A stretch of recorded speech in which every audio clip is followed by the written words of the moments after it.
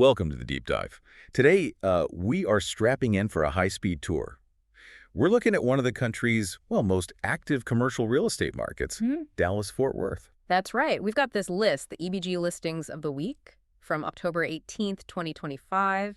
It's a curated snapshot from Eureka Business Group. And EBG, they've been specialists in DFW retail since 2008, right?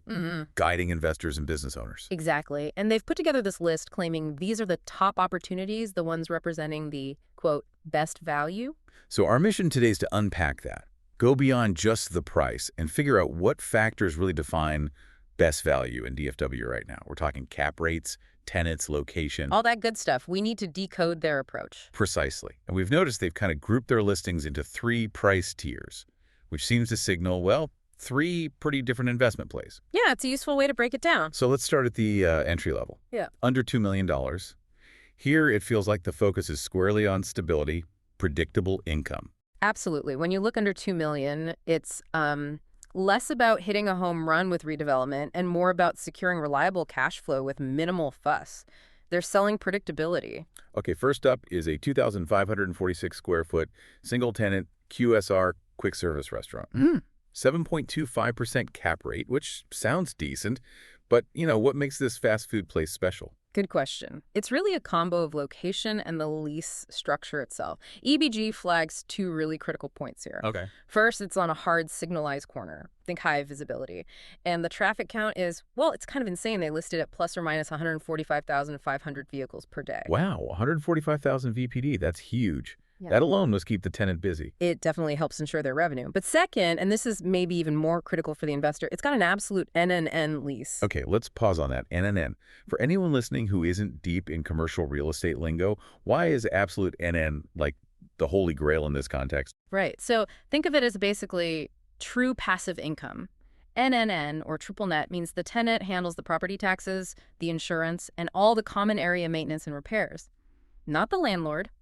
But absolute NNN takes it a step further. Your responsibilities as a landlord shrink to virtually zero.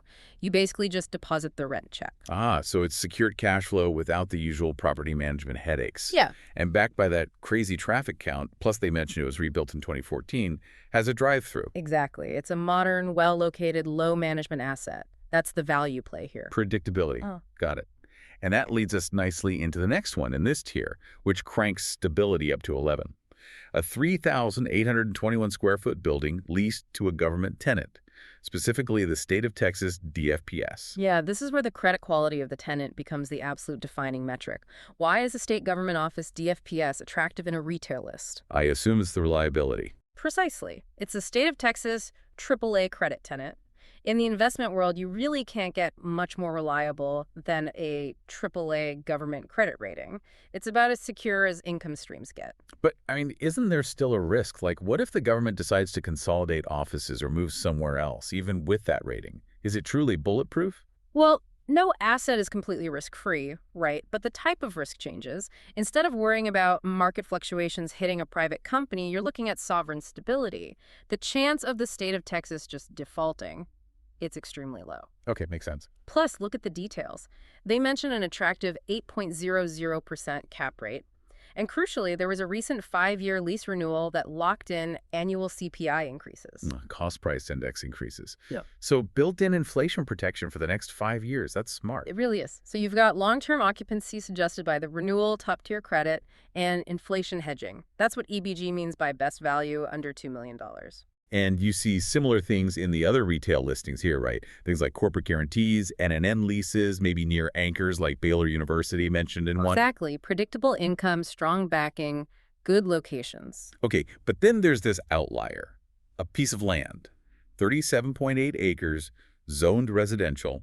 It's noted as a CNISD asset sale and a sealed bid opportunity. That seems completely different from the secure income properties. Why stick that in this section? Yeah, it stands out, doesn't it? I think this signals that EBG sometimes defines value, not just by cash flow, but by access to a, let's say, unique opportunity. TIJD is Cedar Hill Independent School District. The school district selling land. Right.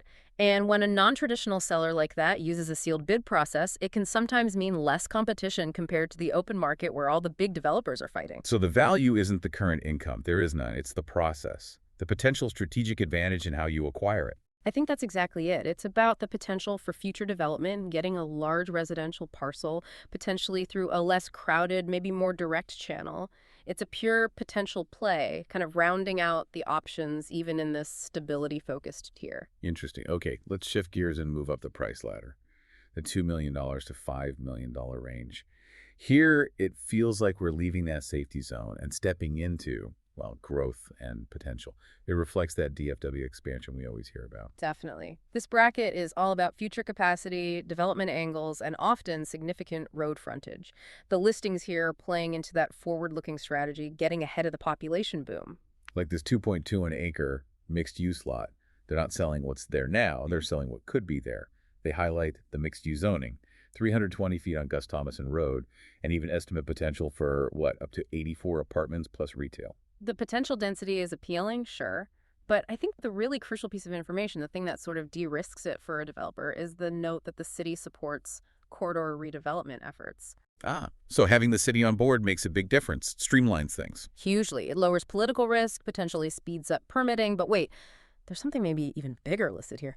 Owner financing is available. Owner financing, okay, yeah, that is huge. Why is that such a potential game changer, especially for a deal this size? Well, it fundamentally changes the dynamics of getting the deal done. Yeah. It can mean less hassle with traditional banks, maybe a lower down payment, more flexible terms. For a developer looking to jump on a redevelopment play quickly, owner financing can significantly lower that upfront barrier, makes the deal much more accessible. Makes sense. Easier path to acquisition. Now, speaking of getting ahead of the curve, there's this other land listing. 6 acres of unrestricted land. The key points seem to be 383 feet of US 380 frontage and being in the McKinney ETJ. Why is that specific combo highlighted? Right. This is what some might call infrastructure banking. You're betting on the road and the growth area. ETJ stands for extraterritorial jurisdiction. Basically, land in the ETJ is right next door to a major city, McKinney, here, but it often operates under slightly looser county regulations and, initially at least, lower taxes than land inside the city limits proper. So you get the benefit of being near the city's growth path, near future infrastructure like US 380 widening, but maybe avoid some of the immediate regulatory hurdles and costs. That's the play. EBG literally calls it being on DFW's hottest growth path. You're basically positioning yourself for the inevitable expansion and development along that corridor, hoping to capitalize when the city eventually annexes or development really takes off there. Betting on the future. But this mid-range isn't all speculative land plays, is it? They also list income-producing stuff, like a 17,223 square foot retail center. Correct. It's not just dirt. This center offers a blend, maybe. It's noted as 100% leased with triple net leases, so you've got that reliable income stream. Okay, stability again? Yes, but the key driver of that stability and its value is the location context they provide. It's situated right across from a Walmart drawing 1.7 million annual visits and a Target drawing 1.2 million. Right. That proximity isn't just a perk. It's almost like a built-in customer funnel. The smaller tenants in that center benefit hugely from the constant traffic those giants pull in, which reduces their own marketing burden. Exactly. Those anchor stores do the heavy lifting for customer acquisition. It's a classic symbiotic relationship in retail real estate and a huge value driver in a busy market like DFW. Okay, let's climb to the top tier now, $5 million to $10 million. Looking at these listings, the vibe shifts again. These seem to be more mature assets, often in really dense areas, focused on maximizing existing cash flow and maybe long-term tenant relationships. Yeah, you nailed it. In this tier, the strategy seems less about creating growth potential and more about capitalizing on existing density and tenant stickiness. Look at the 20,015 square foot retail center. What jumps out? The location description, dense urban infill. And the supporting demographic, they cite a 666,000 plus daytime population within just 5 miles. That is a massive pool of potential customers. 666,000 people nearby during the day. Okay, that's serious density. But here's an interesting metric they highlight for security. It's 89% leased, which is good. But they specifically call out that 23% of the GLA has 20 plus years tenure. First, what's GLA? And why is that long tenure so significant? Right. GLA is gross leasable area. It's basically all the floor space that tenants actually rent and pay for. Got it.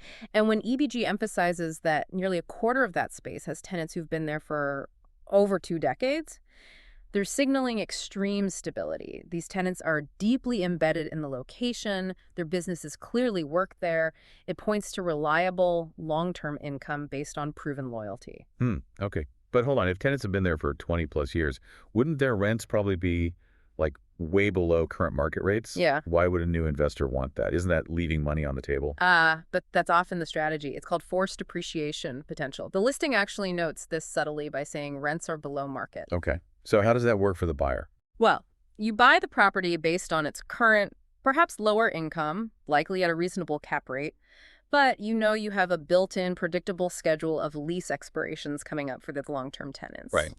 As those leases roll over, you have the opportunity to renegotiate rents up to the current higher market rates or bring in new tenants at those rates. This directly increases the net operating income, or NOI. And boosting the NOI drives up the property's overall value. Dramatically. So it's not a flaw. It's inherent, untapped upside potential that's just waiting to be unlocked on a set schedule. That's a very attractive proposition in this price range. That makes a lot of sense. Built-in value creation. And finally, in this high tier, there's one more, a smaller footprint asset, a 6,912 square foot Advance Auto Parts. Seems different from the big center. It is, structurally. Think of it as the high-end version of the single-tenant, stable assets we saw under $2 million. Its value comes from two main things. The corporate guaranteed lease, that's top-tier security again, and its location in a dense, affluent trade area. They mention median household income over $100,000 there. So it's a relatively easy-to-manage, recession-resistant type of tenant backed by a strong corporation sitting in a wealthy area. Secure and simple. Pretty much. A stable performer in a strong economic zone. Okay, so let's wrap this deep dive up. Looking across these EBG listings, what are the sort of three core investment philosophies emerging for DFW retail based on this snapshot? Well, I think we've seen three pretty clear strategies that Joseph Goslan and his team at EBG are showcasing here. First, under $2 million, it's all about stability and credit. Think AAA government tenants, passive absolute NNN leases, secure, predictable income. Minimal risk, steady checks. Right. Second, that mid-range, $2 to $5 million, focuses on future-proofing and redevelopment. That's about strategic land plays in major growth corridors like the McKinney ETJ, maybe getting a boost from city support, or helpful terms like owner financing, betting on future growth. Positioning for upside. Exactly.